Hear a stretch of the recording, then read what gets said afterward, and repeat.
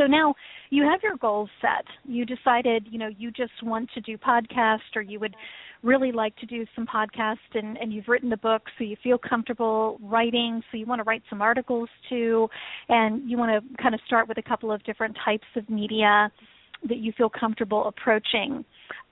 So your next step is you need to kind of put together your bio, okay, your bio and your headshot. Now, your bio as an entrepreneur, it's your resume. It's your calling card. It's the reason you want people to read it and think, I want to do business with this person. It has all of your accolades on it, where you've spoken, the great things you've done during your career or during having your business, and, any wonderful interviews or things that you may have done in the past, whether it's you've interviewed some celebrities, whatever the case may be. Those are things that you want to put in your bio. And your bio, also keep in mind that you're going to consistently be updating your bio. So you're always going to be adding to it or subtracting from it, whatever the case may be.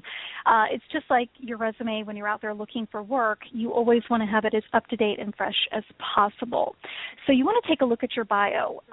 You don't want something that's over a page long. You want to keep it short and sweet and have just all of the greatest things that you have done that people would be impressed with. That's what you want in your bio.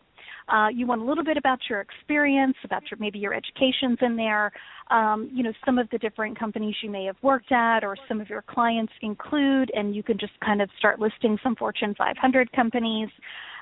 Whatever the case may be with your bio and with your experience, that's what you want to put on there. So if the last time, if your bio needs a facelift, and a good rule of thumb is you should be updating it every 2 to 3 months. That seems like a lot, but even if you just pull your bio out, you take it off your website, you look at it, and just do a couple of edits or maybe throw something else in there new that you have done, you want to keep it as up-to-date as possible. Again, your bio is something as well with media exposure. You're going to have to submit your bio.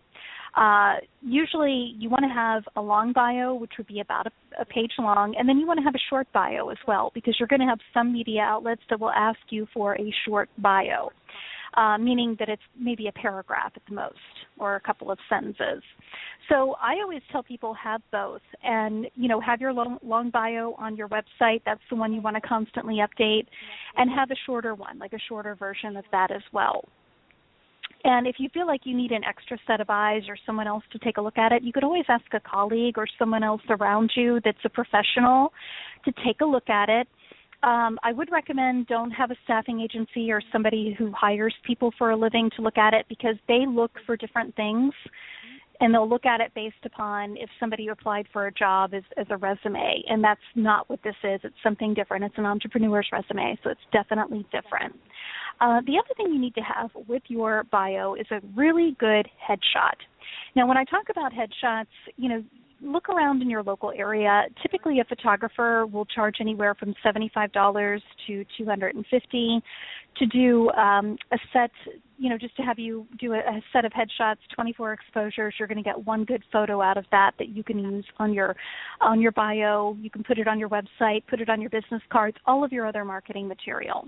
And it's not something that, you have to look like a supermodel or glamour shots, but a good, nice, really good professional headshot. Men should be dressed in a suit and tie, or, something, maybe a jacket or blazer. You definitely want to look your best. Women should be wearing, the right colors. If you've never had a color analysis, I suggest you go and have that done. It's invaluable because you want people to notice you, not the clothes you're wearing. You want those colors to pop and have their eyes immediately go to your face. So wear makeup, but not a lot of makeup. You can have your hair done, but don't do anything over the top. So just a good, clear headshot, or even, just a half-body shot would work too. Have something that's high resolution, at least 300 DPI. Why does it need to be like that? Well, when you are based in the media, if they're doing a story on you, and especially if it's a cover story where you're going to be on the cover of a magazine and they want to use your headshot, if it comes out, if it's anything lower than 300 DPI, it's going to come out pixelated. So you want something that is going to really come through clear, whether it's on a website or on a podcast page or it's in print media. So 300 DPI is the best way to go.